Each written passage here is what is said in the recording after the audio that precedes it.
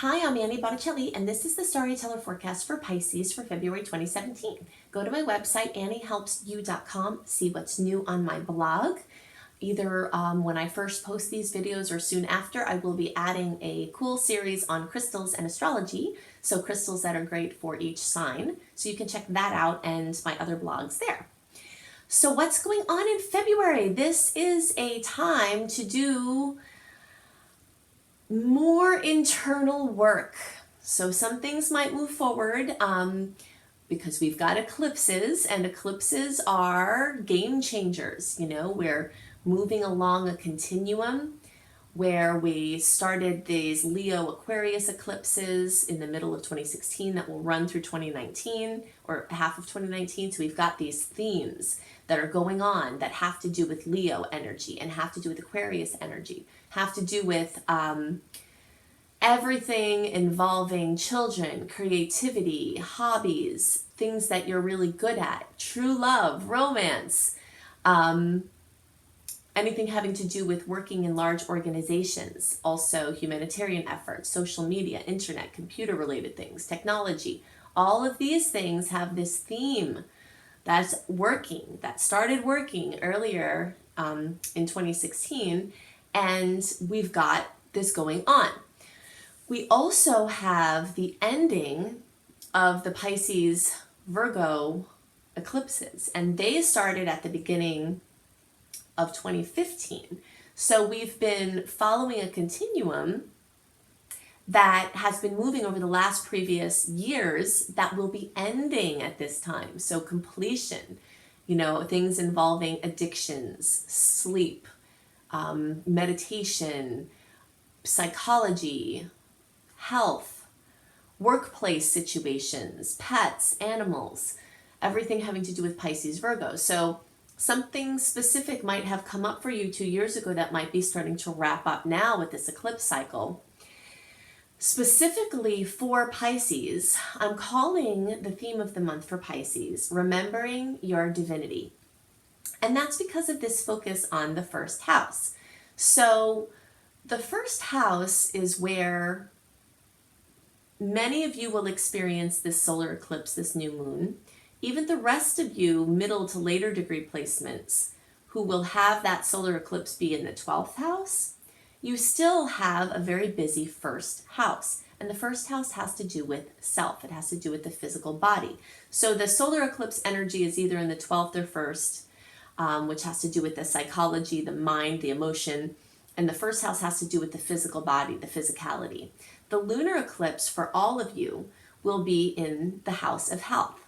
So you're working with this, and there are other things in that house as well, but you're working along this continuum where it has to do with your physical body, how you walk through life, how you view how you're walking through life. And we can't also forget your birthdays. Some of you are having your birthdays. If you have your birthday at the end of February, happy birthday. I love birthdays. Birthdays are very powerful portals for your desires. You can check out the video I made called Making Wishes Come True, and I'll talk about how you can use your birthday wishes. It's also a very powerful time if you have Pisces rising, because when the sun crosses over your rising sign, it's like a mini rebirth. So there's this energy around the physical body. The energy of remembering the divinity that's housed in your sacred body temple is what I really want to focus on. And actually, that's the affirmation that I made for you this month. I remember the divinity that's housed in my sacred body temple. We very easily forget sometimes that we have God stuff within us, you know? We're made of God stuff. Whatever you want to call that infinite benevolent presence, we have that in us. When I was studying in Europe, I studied many things in college, but I ultimately got my bachelor's degree in Spanish, and I finished it at the University of Madrid. And while I was there, I did some traveling around. And there was a time that sticks out in my mind where I went into France, and I went into this small, old, beautiful church. And there are a lot of those there, you know. And I was so overwhelmed with with what people go through to create these holy places inspired by spirit, like the hard work, the focus, the honoring, making these places sacred. I was overwhelmed with the power that has, and I cried like a baby and I couldn't stop and it just flowed. And this is the energy that I am offering you to have towards yourself and your body at this time, as the eclipse is lighting up the mental aspects of your body, lighting up the physical aspects of your body, is to remember the divinity that's housed within you, that you are a walking church. You are a walking offering to divine spirit and reflection of divine spirit. And I think if we held that in our consciousness more, we would treat other people differently, of course acknowledging the sacredness of their body temples, but we would treat ourselves different. How would you care for your body if it were a church? What kind of honor, rituals, what kind of sacred atoning would you do for this space? So that's the energy we really want you to hold. Now, the lunar eclipse can often bring drama. The lunar eclipse it's a full moon lunar eclipse at 22 degrees of Leo. That's on February 10th. Full moons often bring drama. They bring difficulty, they bring challenges, they bring wonderful things coming to fruition, but they're emotional because you're so happy about them. Happy tears, just overwhelming tears of gratitude. They bring emotion. They bring a closing up of something. And sometimes it's bittersweet. Sometimes it's welcome. Sometimes it's not welcome. Sometimes it's sought after and you're finally getting there. But something comes to a close. And every full moon, there's the energy of this. But when we have a lunar eclipse, it's like that energy in triplicate. So you feel that fullness, that completion, that coming to fruition in triplicate. So it carries triple the energy, triple the potentials. This is in the 6th house of health. So for some people, this could be a dramatic ending to a health issue. This can be a dramatic piece of information, a diagnosis, or light being shed on a health situation. This could be a health crisis. This could be a dramatic healing that takes place. This is also the house of pets. So some of you might see that find that an animal close to you needs attention at this time. And this is also the workplace. So some people might experience this drama, this completion, this coming to fruition in the workplace. Self-employed people could experience it just as easily as someone that goes to a job, but it could be something work-related, having to do with your daily routine, people that you see every day, things that you do every day.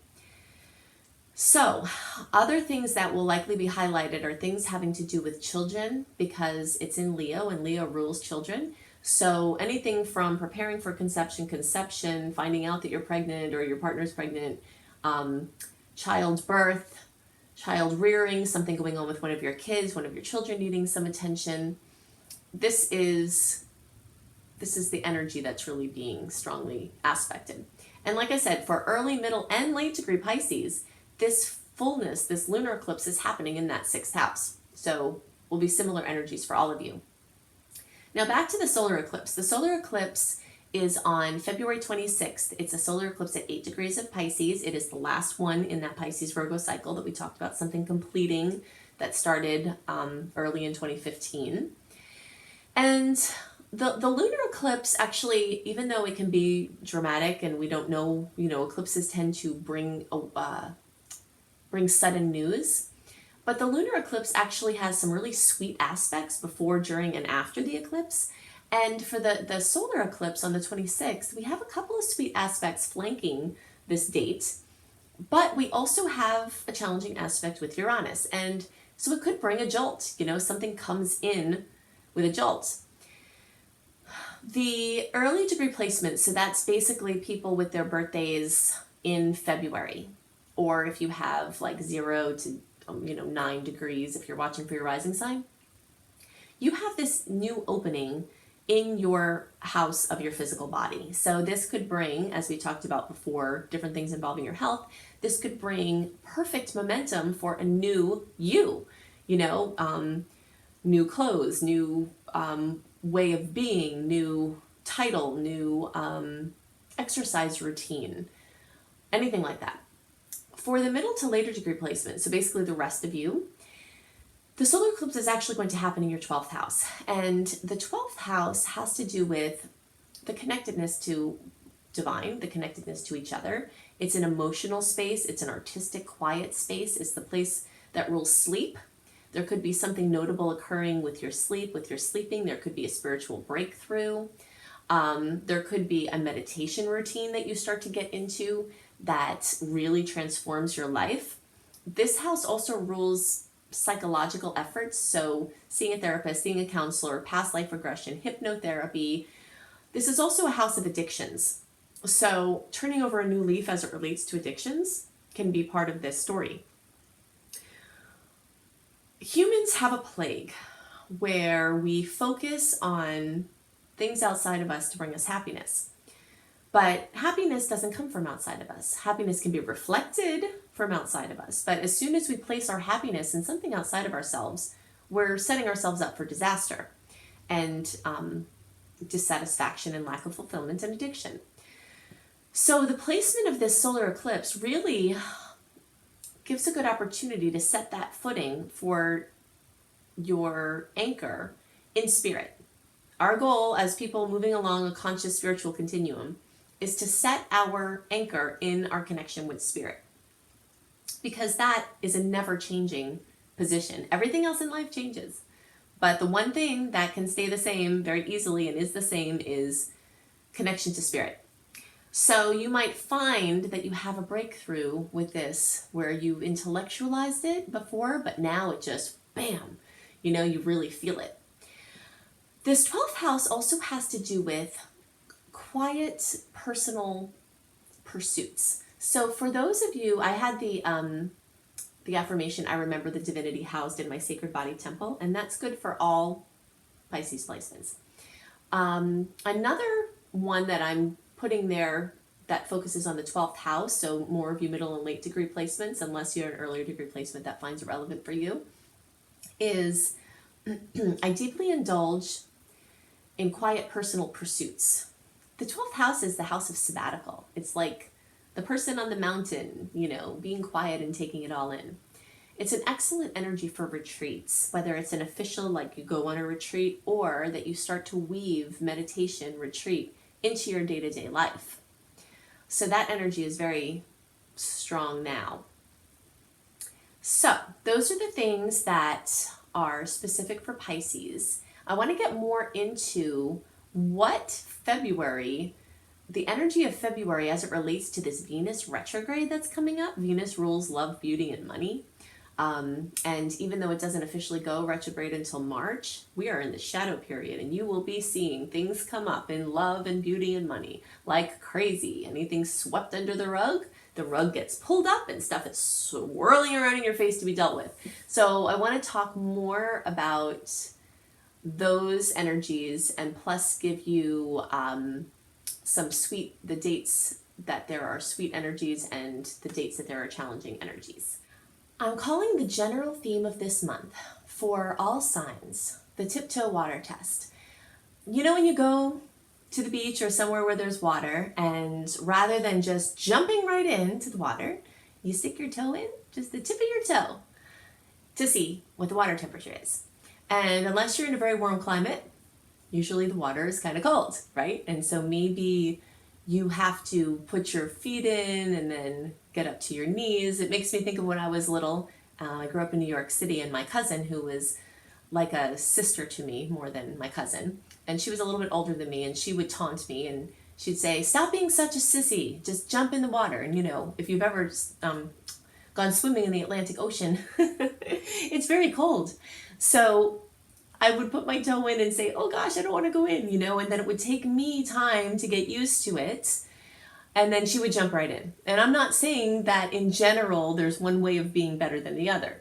But when we're talking about astrological rhythms at play, This is very poignant because there is a time to jump right in. And there's a time to do the tiptoe water test and go in and get used to it with your ankles, and then slowly go in and get used to it with your knees, etc. And that's the time that we're working with in February, because even though we technically don't have any planets, personal planets, meaning the ones closest to us, like Mercury, Venus, Mars, are usually the ones we talk about being retrograde, the personal planets, we don't have any of that happening technically in February. But we just got past Mercury retrograde and its shadow period, and we've started Venus retrograde shadow period. Venus goes retrograde from March 4th through April 15th. Venus retrograde happens around every year and a half. I definitely recommend you listen to my Venus retrograde video, because Venus rules love, beauty, and money. So everything about relationships and finances and business decisions and artistic journeys, and beauty decisions, all are housed under this Venus retrograde energy, even in February, because the shadow period has started. So I go into a massive amount of detail about what to do, what not to do, and why in that video that I'm not going to cover in this. So you definitely need to listen to that as a supplement to this video. And really pay attention to that for February, March, and April. So when we're in a shadow period of a retrograde, like we are in February, right? It doesn't go retrograde till March 4th, but the shadow period started at the end of January. So the whole month of February, every day we get closer to March, is getting deeper in this Venus retrograde energy. It's kind of like when you go to the beach. If you haven't crossed over the bridge yet to the island that the beach is on, you start seeing little beachwear, tourist places and little tiki huts and things that feel beachy, but you're not at the beach yet, but the beach vibe is there, So that's what a shadow period is like. It's like it starts acting as if you're there, even though you're not officially. And it's very relevant because the same rules pretty much apply for the shadow period as they do for the retrograde. And that is to not jump into anything that's a long-term commitment if you can possibly help it.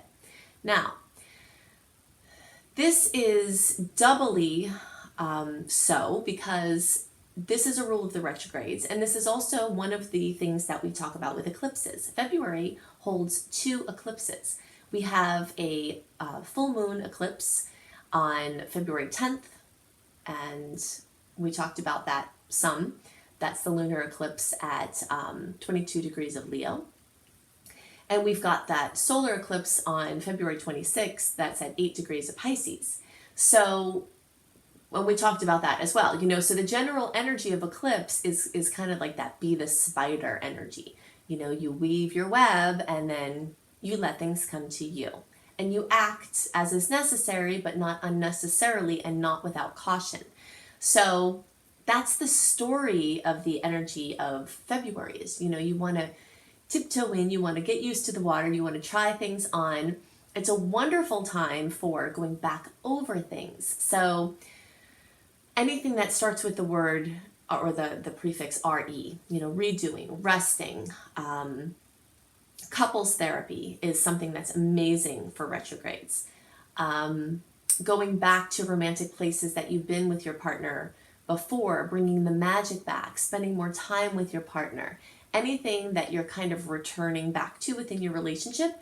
And it doesn't have to only be a challenging thing. Sometimes Venus retrograde can bring up arguments and problems. If there are weak links in your relationship or your money space, they're going to show up because that's the job of the retrograde.